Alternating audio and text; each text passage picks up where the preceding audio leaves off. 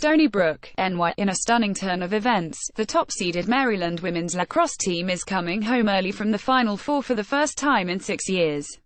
A 15-13 loss to fourth-seeded Boston College in the NCAA semifinals Friday night at Laval Stadium foiled the Terrapins' bid to repeat as national champions, as well as the heralded senior class chance at winning a third NCAA title. "It's tough to kind of see this group's end," Maryland coach Kathy Reese said. "I don't think any of us were ready for that, but you never are. Just proud of what they've been able to accomplish this year. We've come a long way for being as young as we are."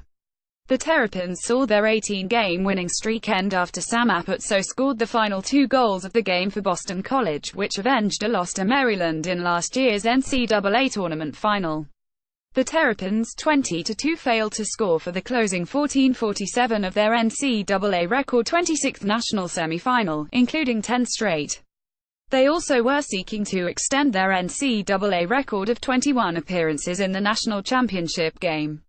The Eagles, 22-1, instead are sticking around for Sunday afternoon's final to play third-seeded James Madison, which upset number 2 seed North Carolina, 15-12, in the first national semifinal behind senior midfielder Haley Warden's game-high 5 goals, one short of matching her career high.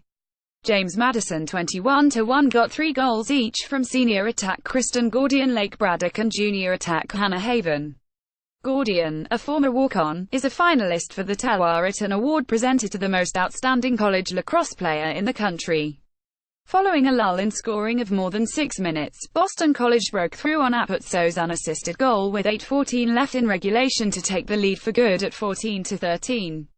The junior attack positioned herself behind the cage with midfielder Grace Griffin defending, separated with a fake and spun around to the front for a high shot that beat goalkeeper Megan Taylor. Apuzzo 4 goals struck again less than a minute later, getting a step on defender Julie Bragan, beating Taylor with an overhanded bid that sailed low and bounced into the net.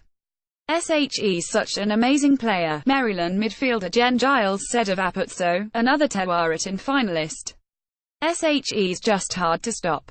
I don't really know how else to say. She has so many tricks up her sleeve." The teams went back and forth at a dizzying pace early in the second half, with neither leading by more than a goal in the first 22-plus minutes.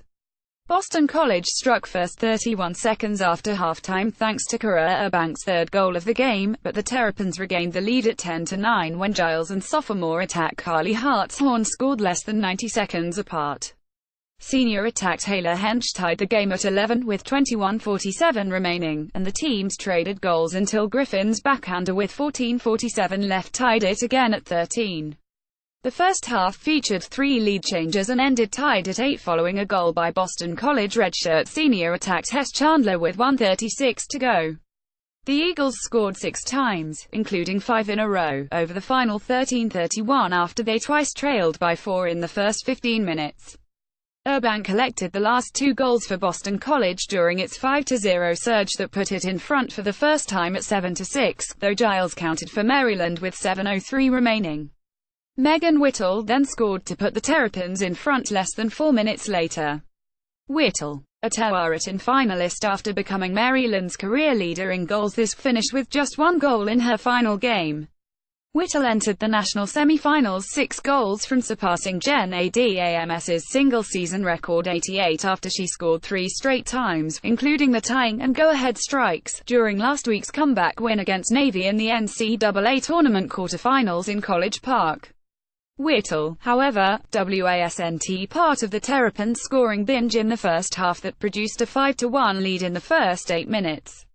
Hartshorn, the 2017 Big Ten Freshman of the Year, scored twice to spark the rush on the way to a team-high 4 goals. The Eagles had a handful of scoring chances in the opening stages, but Taylor withstood the barrage with one point-blank save after another, highlighted by 2 in a row to preserve Maryland's 3-goal margin at the time. Tonight was just 2 great teams coming together to play under a stage that's bigger than both Jen and I and the whole team, Hartshorn said while sitting next to Giles during the post-game news conference. "I think we went through the whole game playing really well on both ends. The last 8 minutes we just toughed it out. When you're coming down to the last 8 minutes with your team, you want to give everything you have for each other.